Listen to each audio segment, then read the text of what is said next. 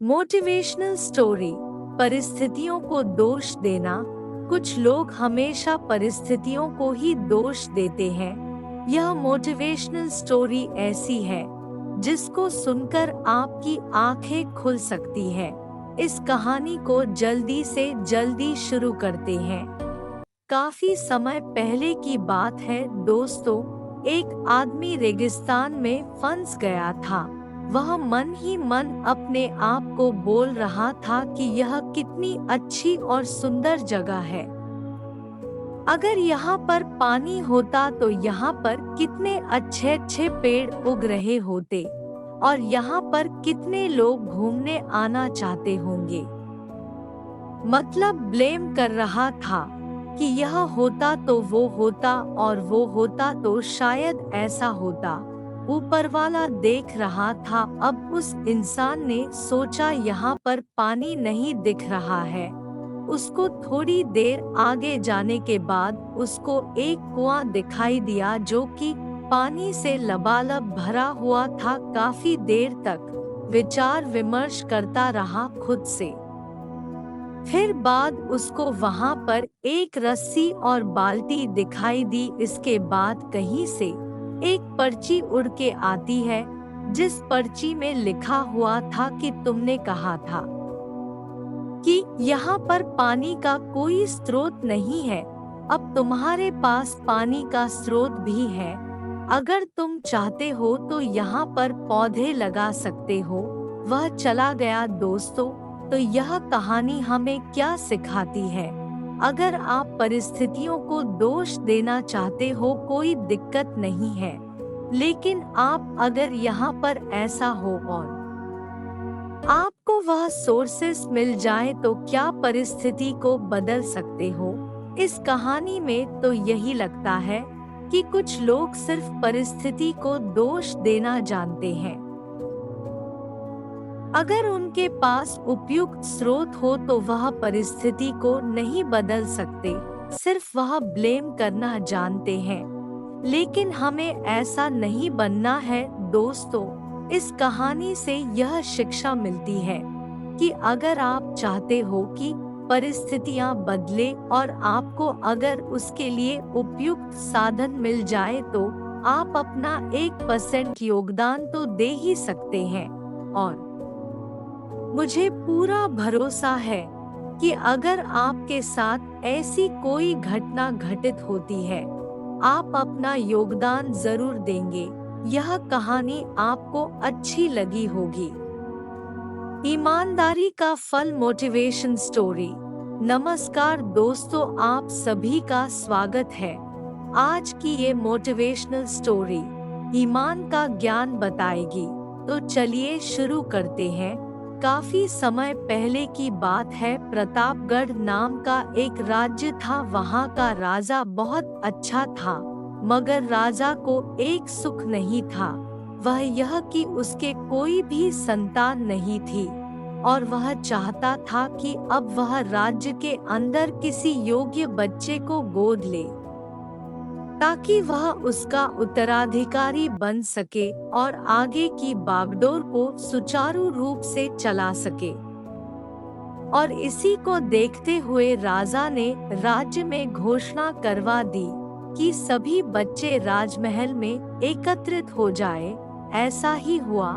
राजा ने सभी बच्चों को पौधे लगाने के लिए भिन्न भिन्न प्रकार के बीज दिए और कहा कि अब हम 6 महीने बाद मिलेंगे और देखेंगे कि किसका पौधा सबसे अच्छा होगा।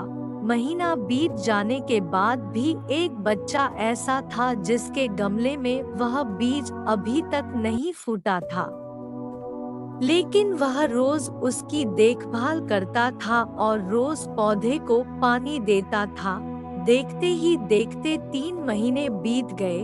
बच्चा परेशान हो गया। तभी उसकी माँ ने कहा कि बेटा धैर्य रखो, कुछ बीजों को फलने में ज्यादा वक्त लगता है। और वह पौधे को सींचता रहा। 6 महीने हो गए। राजा के पास जाने का समय आ चुका था, लेकिन वह डर हुआ था कि सभी बच्चों के गमलों में तो पौधे होंगे और उसका गमला खाली होगा। लेकिन वह बच्चा ईमानदार था और सारे बच्चे राजमहल में आ चुके थे। कुछ बच्चे जोश से भरे हुए थे क्योंकि उनके अंदर राज्य का उत्तराधिकारी बनने की प्रबल लालसा थी। अब राजा ने आदेश दिया, सभी बच्चे अपने अपने गमले दिखाने लगे, मगर एक बच्चा सहमा हुआ था क्योंकि उसका गमला खाली था। तभी राजा की नजर उस गमले पर गई।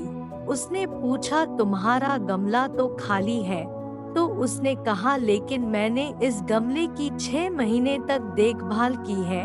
राजा उसकी ईमानदारी से खुश था कि उसका गमला खाली है, फिर भी वह हिम्मत करके यहाँ आ तो गया। सभी बच्चों के गमले देखने के बाद राजा ने उस बच्चे को सभी के सामने बुलाया। बच्चा सहम गया और राजा ने वह गमला सभी को दिखाया। सभी बच्चे जोर से हंसने लगे। राजा ने कहा, शांत हो जाइए, इतने खुश मत होइए। आप सभी के पास जो पौधे हैं वो सब बंजर है। आप चाहे कितनी भी मेहनत कर ले उनसे कुछ नहीं निकलेगा, लेकिन असली बीज यही था।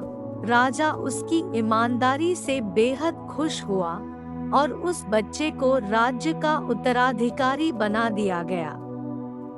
सभी बच्चे जोर से हंसने लगे। राजा ने कहा, शांत हो जाइए, इतने खुश मत होइए।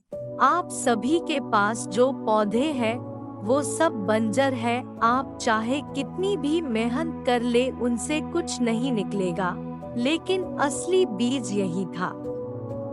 राजा उसकी ईमानदारी से बेहद खुश हुआ और उस बच्चे को राज्य का उत्तराधिकारी बना दिया। लेकिन हमें इस कहानी से क्या सीखने को मिला? मेरे हिसाब से अपने अंदर ईमानदारी का होना बहुत जरूरी है। अगर हम खुद के साथ ईमानदार हैं, तो जीवन के किसी न किसी पड़ाव में सफल हो ही जाएंगे, क्योंकि हमारी औकात हमें ही पता होती है। हम खुद को पागल बनाकर खुद का ही नुकसान करते हैं। दुनिया सिर्फ तमाशा देखती है। Inspirational story. एक बार घर में आग लग गई और सभी लोग उस आग को बुझाने में लगे। उस घर में एक चिड़िया का घोंसला भी था, तो वो चिड़िया भी अपनी चोंच में पानी भरती रही और आग में डालती रही। वो बार बार जाकर पानी लाती और आग में डालती।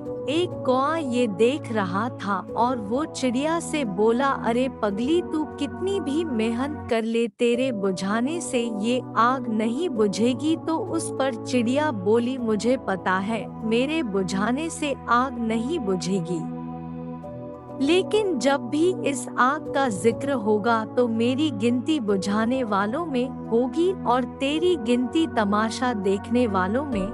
हमारी जिंदगी में भी ऐसे बहुत से लोग होते हैं जो हमारी मेहनत नहीं बल्कि हमारे हारने का तमाशा देखना ज्यादा पसंद करते हैं। ऐसे लोगों को पहचानना ज्यादा मुश्किल नहीं है। ये वही लोग होते हैं जो आपको बात बात पर ताना मारते हैं। ये लोग आपको हमेशा डिस्करेज करते रहते हैं। इसलिए ऐसे लोगों से खुद को हमेशा दूर रखना और याद रखें कि आप अकेले ही बहुत कुछ कर सकते हैं। बस खुद पर विश्वास जरूरी है।